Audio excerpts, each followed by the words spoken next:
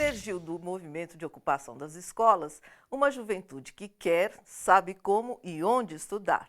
O ensino vive um tempo de discussão no mundo todo. As formas tradicionais de aprendizado estão em xeque, porque hoje há múltiplos modos de se adquirir conhecimento.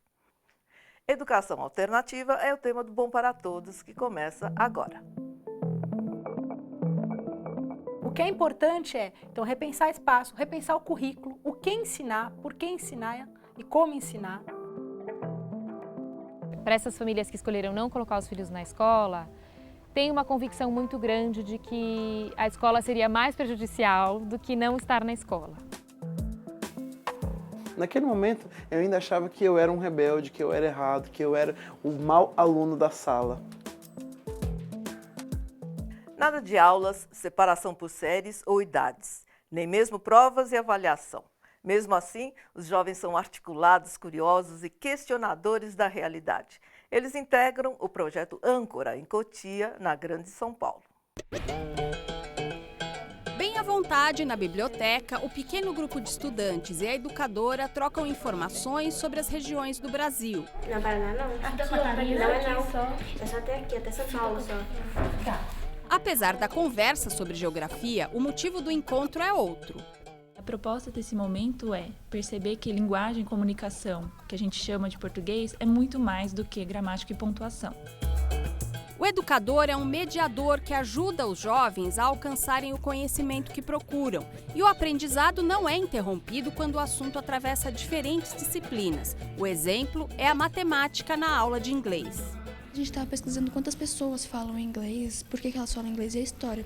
E a gente chegou num número de porcentagem que a gente viu num site e a gente estava tentando descobrir como que a gente poderia decifrar mesmo esse número exato, como que era. E nisso a gente teve que usar porcentagem, teve que usar regra de 3 e várias coisas. É neste contexto do diálogo que o projeto Âncora funciona há 20 anos. Primeiro como um espaço de atividades de contraturno e às 5 como escola, inspirada na Escola da Ponte em Portugal do professor José Pacheco. A diferença é que nós não partimos dos parâmetros para planejar a aula, planejar bimestre, semestre e ano. Nós partimos do indivíduo. Então a gente parte do que aquela criança precisa, do que ela é capaz de fazer, quais as ajudas que ela pode prestar e quais ela necessita para se desenvolver plenamente. Mesas de trabalho coletivas estão em salas com jovens de várias idades. Aqui os alunos não têm aulas e também não estão separados por séries. A ideia é desmantelar a educação como linha de montagem.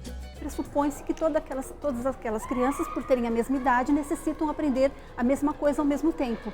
E daí tem a prova para tentar enquadrar todo esse aprendizado, criando uma métrica, quem conseguiu mais, quem conseguiu menos. E aí o indivíduo fica segundo, terceiro, quarto plano. O que a gente faz é colocar o indivíduo em primeiro plano. Na escola, o indivíduo é valorizado, mas para uma vida coletiva e solidária.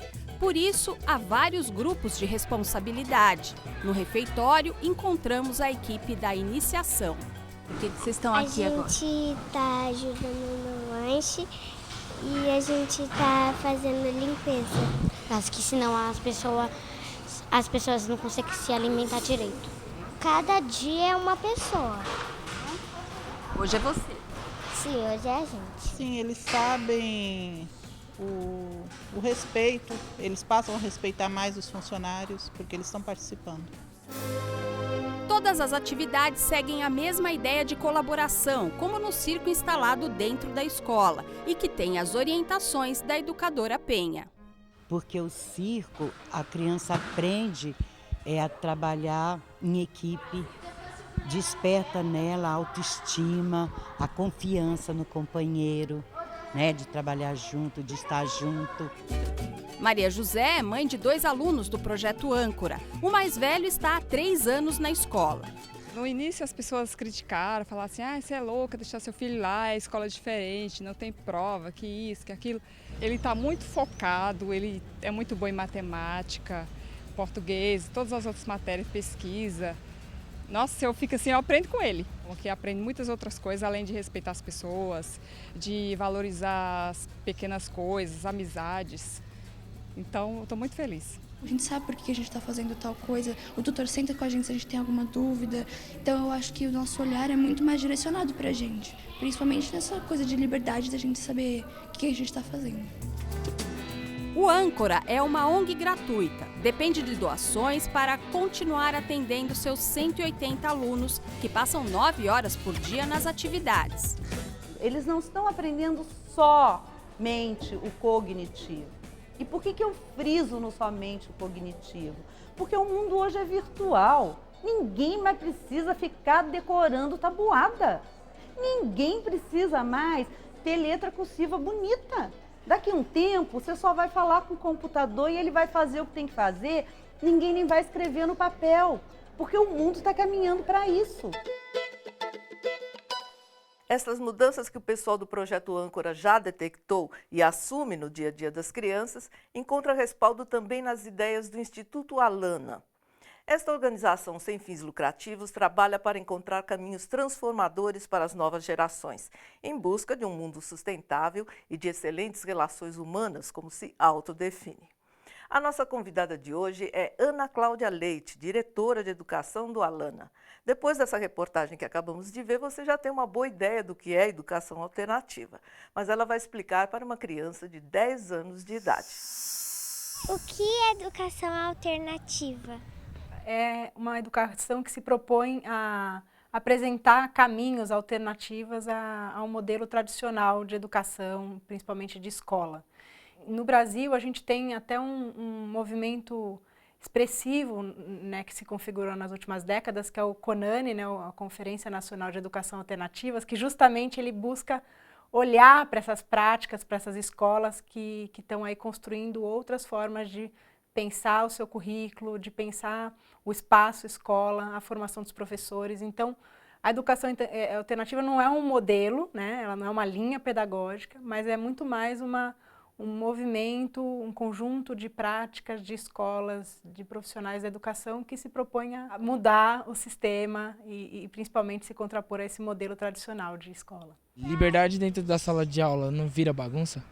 Então, uma escola que tem uma pulsão de vida, de aprendizagem, normalmente é uma escola que tem barulho, que tem vida. Uma escola silenciosa, ela nos diz que tem ali muito mais uma fala que vem do professor do que dos alunos, né? Onde os alunos estão mais quietos, simplesmente recebendo e assimilando aquele conteúdo expositivo. Então, há, sim, mais bagunça, de certa forma, a gente pode pôr entre aspas, mas a liberdade ela é fundamental para o processo de aprendizagem.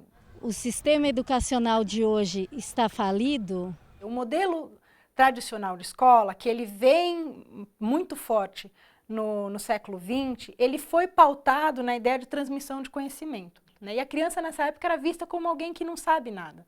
Agora, hoje a gente tem um outro paradigma, né? As pessoas acessam o conhecimento na internet, em outros contextos, em outros lugares, em outras instituições. Então, a pergunta que está posta é o que cabe então à escola? Se não é mais o lugar de transmissão de conhecimento, simplesmente, o que caberia?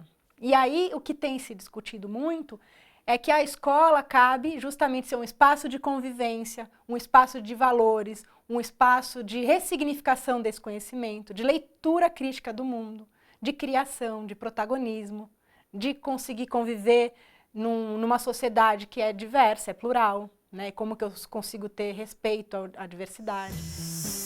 Vamos nos familiarizar com algumas linhas pedagógicas, ver como elas funcionam e qual pode ter mais a ver com o seu filho. Construtivista. O saber não é passado do docente ao aluno. O estudante é que constrói o conhecimento por meio da formulação de hipóteses e da resolução de problemas. A ênfase está no aspecto cognitivo. Freiriana. Pedagogia baseada nas ideias de Paulo Freire. Tolerância, respeito e curiosidade são alguns dos princípios defendidos por essa corrente. Montessoriana. As salas de aula têm em média 20 alunos e procuram ter diversos materiais para estimular a aprendizagem. Ele deve cumprir os módulos obrigatórios para avançar os estudos. As salas podem ter alunos de idades diferentes. Waldorf. A trajetória da criança é composta por ciclos de 7 anos, nos quais ela tem um tutor. As aulas do ensino infantil nesse sistema têm ênfase em artes e em trabalhos manuais, como marcenaria e culinária. Tendência democrática.